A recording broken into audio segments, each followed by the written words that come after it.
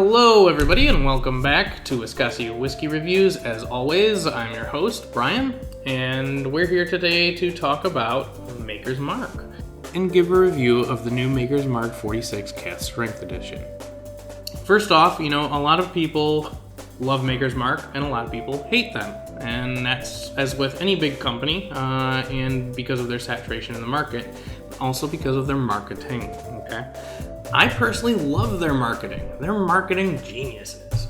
And I'm kind of going to get into that before I get into reviewing the whiskey, okay?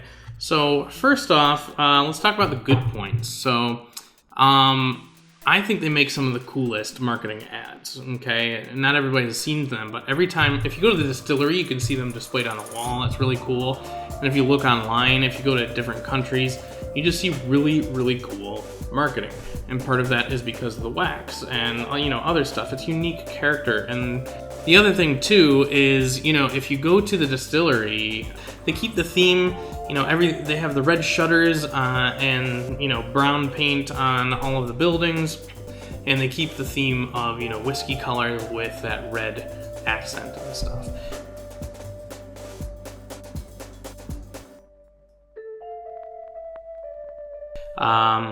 And then if you go to the gift shop, everything is covered in wax. And it's so cool. And for some reason, you just want to buy it all. You're just like, I don't know why I want this. It has wax on it. That's so cool. These glasses, they have wax on them. I want it because it has wax. It's just a normal whiskey glass. It's a very nice whiskey glass, but it has wax on it. So that makes me want to buy it more. Why? That's so weird. And they let you put wax on bottles yourself. That's so cool. They make you interact with the product. It's just genius marketing. So, everything they do, you can slam dunk your bottles, as they call it, which is typically, it's a luck of the draw in the stores if you find a slam dunk bottle. If you go there, you can do it yourself.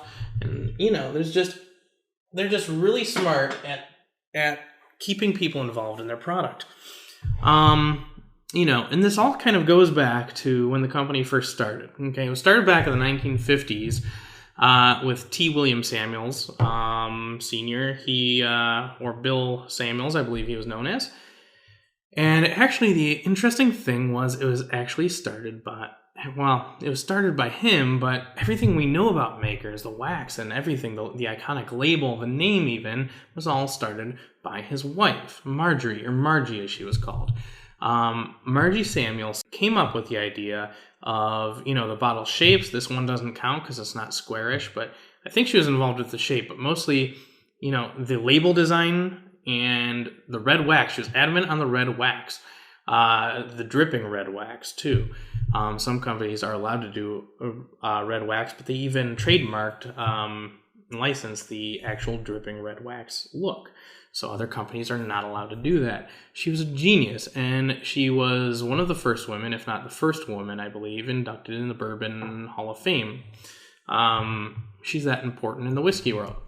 Everything we know about Maker's Mark can almost entirely be associated to her, other than the whiskey itself, obviously. But, the marketing carries over today. Now, the problem. There are some downfalls to the marketing, okay? One of those downfalls, in my opinion, some people love it, but that is, the wax and the bottle designs in general, but mostly the wax. So even though I just mentioned they trademarked or, they have the rights to the dripping red wax, they will sometimes do special waxes. And this makes people fascinated, especially people who don't know much about Maker's Mark and their marketing schemes. Scheme sounds a bit dirty, but it's a normal word. But anyway, for example, winning football teams or winning teams in general, sports teams, they will make a special label, but more importantly, they will use their colors of wax. This is very common, okay? Also, they will just randomly choose colors of wax, and they will, for different countries, they'll do different labels, different wax. Now, you're probably wondering, what's wrong with that? That's kind of cool. I like that. But my problem with it is that it's just wax. It's just a label design. It's just a bottle design. There's nothing different about the whiskey. Most distillers go through a special process of releasing a special release whiskey. Okay, but Maker's Mark just puts out a million different types of bottles. People collect them because they're suckers. That's really harsh, but some people are. You will never collect them all, folks, okay? Even though you think you might have all of them, I guarantee you there's going to be a color or a slam dunk or a bottle, whatever, that you're not going to get anywhere else, okay? For example, in Japan, I saw all sorts of different colors of labels and wax. I saw, they're not as strict as people experimenting with the wax there, so you'll get sideways slam dunks, upside down slam dunks. You get crazy combinations of the wax. You just can't keep up with it. But it's like Jack Daniels. Jack Daniels is guilty of the same thing. I like Jack Daniels as more than some people just because it gets a bad rep again because they're just saturating the market and a lot of people don't like to stick to the norm. A lot of people like to branch out and be like, oh, I know this whiskey because I actually know whiskey. I study it, and so Jack Daniels is disgusting. It's not disgusting. It's not, amazing, but I like many Jack Daniels, especially things like their single barrel and stuff like that, but I won't get into that right now. Point is, there are some things to dislike, especially with marketing. I don't think you should have to pay double or triple the value of a bottle just because the bottle itself is different, okay? And this goes into what I briefly mentioned in the last review about I don't like perfume designed bottles for super expensive whiskeys because you feel like half the price of the really expensive whiskey is in the bottle. Anyway, it's just the worst with these because it's the same stuff in the bottle.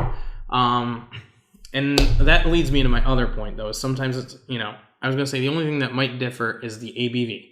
Okay, and this is a hot topic, and this leads me directly into this particular whiskey, because what happened back in 2013 is they caused a lot of controversy for barely a week. Well, I should say a little over a week, not even 2 weeks. I believe it was back beginning of February of 2013, they released a controversial statement that from that point forward, they were going to reduce their whiskey releases from the standard 45% to 42% ABV. This caused so much controversy and was news everywhere. And not even 2 weeks later, like I said, they reversed their statement and said they're going to start producing back at 45% ABV and just cut the quantities just to keep people happy. Okay? This was a great press release. And then, of course, the 42% ABV bottles were being collected by people. Pretty much everybody knows it's just nonsense, just a strategy to get sales. I believe this, they denied it, of course, the Samuels family and, the company denied it. But it doesn't matter. It worked, it made sales. People are still buying it. People still like it, but it just seemed really ridiculous, especially because I myself went to Japan a few months later on one of my trips and I see in stores everywhere cheaper prices than America, for 45% ABV Maker's Mark. They didn't even drop the ABV over there, I don't think. It was, like $24 a bottle, whereas in America it was like $35 a bottle for standard Maker's Mark. And they had a huge campaign going over there at that time to sell it. So you could see it in every grocery store and every store everywhere for dirt cheap prices. And that was after they had to import it. So, you just have to think it's nonsense, but especially because the very next fall, in 2014, fall of 2014, they release the Maker's Mark Cask Strength Edition, okay?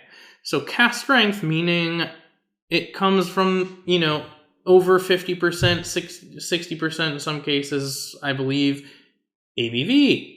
And, you just think, wait a minute, I thought you had to cut back on the ABV. So they did come out only at first in 375 milliliter bottles. And some people, and it did only start at the distillery. You could only buy it at the distillery. So some people online were saying, oh, it's a distillery only bottle. It's a limited edition. It's very special. I told everybody at that time, I'm not going to go acting like I'm super intelligent or amazing, but I told everybody just calm down. Because I guarantee you in 6 months you're going to see it everywhere. But people are still paying like $80, $100 for a 375 milliliter bottle that at the distillery barely costs, I think, $30. Not even that maybe, but anyway. 40 at most. And so, sure enough, 6 months later, appears everywhere, especially your major markets, New York, Chicago, LA.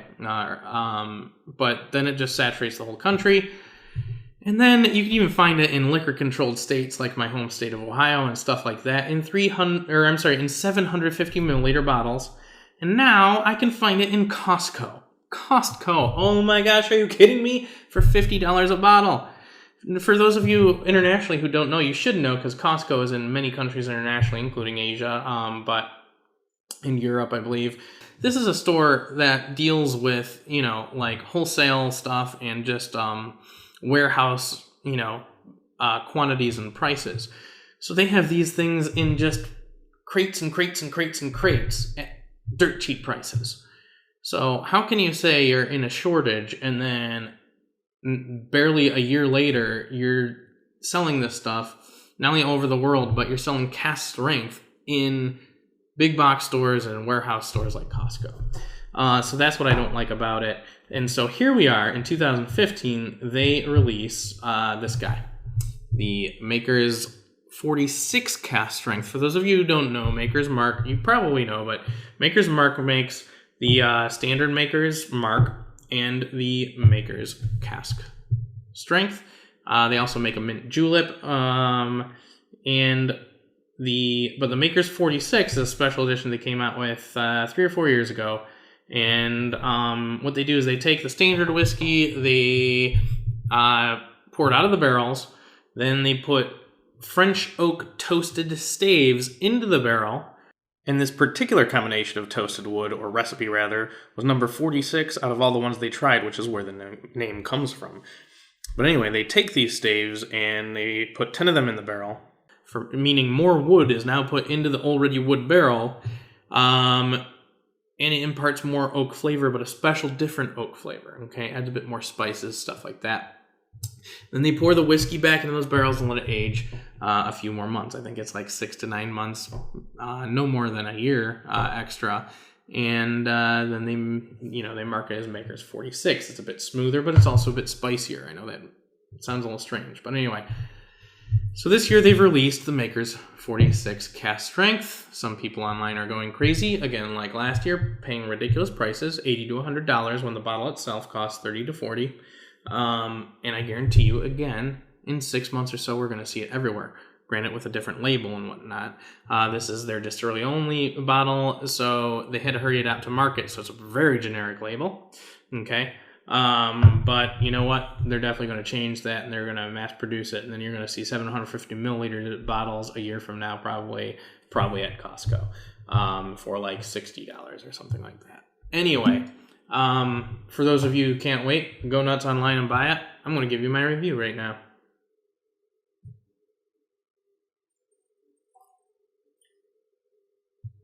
Okay. So again, I don't usually talk about color. I'm not going to. It's typical Maker's color. Now, bourbon, you can't add color. Okay, so this is its natural color. But again, I'm not really going to get into that. That's not my thing. The nose is interesting. Not overly interesting. You get your typical rich caramel notes and stuff like that you get in your bourbons.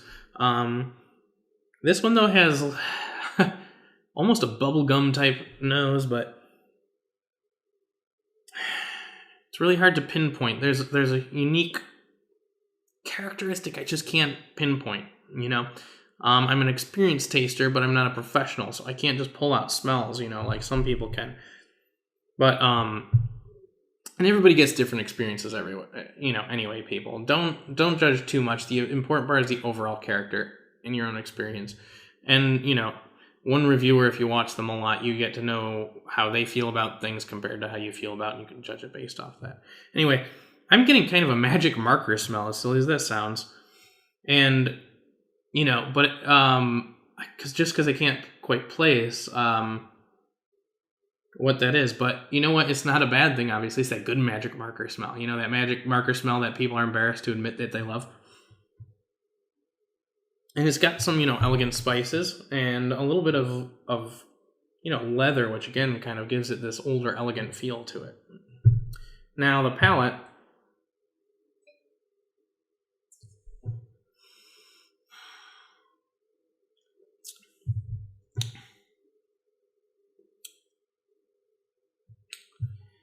it doesn't taste like Cask Strength, but it tastes strong, but it tastes good. It's not quite as smooth, and I hate the term smooth. I'll get into that, and you'll hear me say that all the time.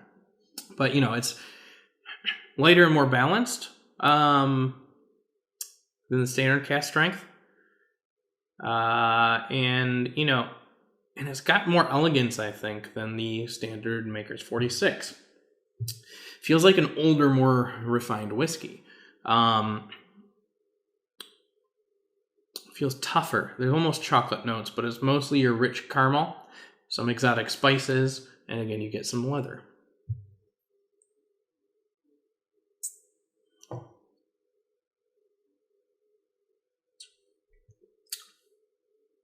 The finish